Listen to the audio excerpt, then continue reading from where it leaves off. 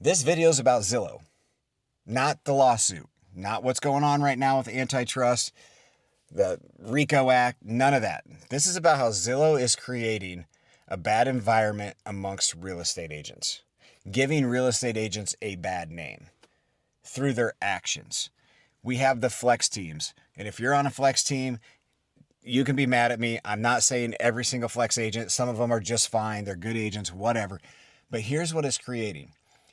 If I get 10 leads, I have to close on a certain number of them in order for me to continue to get leads. That's the way Zillow works.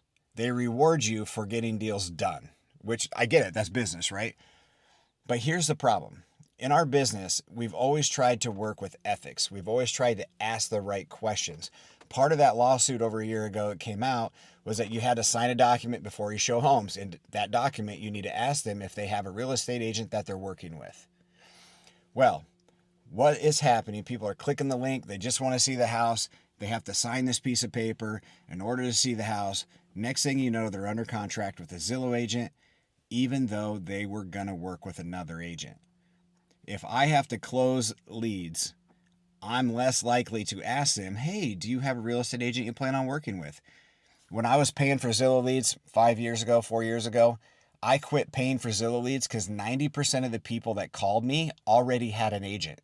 And I just kept directing them back to their agent. And I'm like, this is not worth the money. This is not worth the money.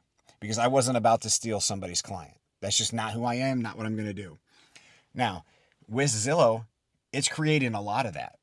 And think of the client that goes out there and is like, oh crap, now I'm under contract with these people. Now I got to buy a house from this agent I don't even know when my best friend over here is a real estate agent. They're mad. So the client's mad. The best friend who was the agent, they're mad.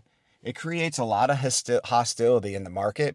And it also gives some agents a really, really bad name. And also, hey, if I know I have to close deals and I'm giving up 40% to Zillow and then 30% to my team lead, some of those agents might just want to sell them a house and move on and not give them the customer service they deserve, not give them or try and close them on a house that may not be the right house for them, not give them the proper advice just to ink the deal to move on.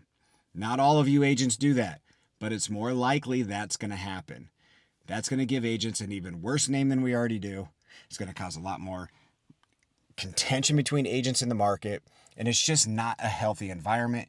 And if we want real estate agents to work in a healthy, ethical way, we need to get rid of that program. Zillow has to change.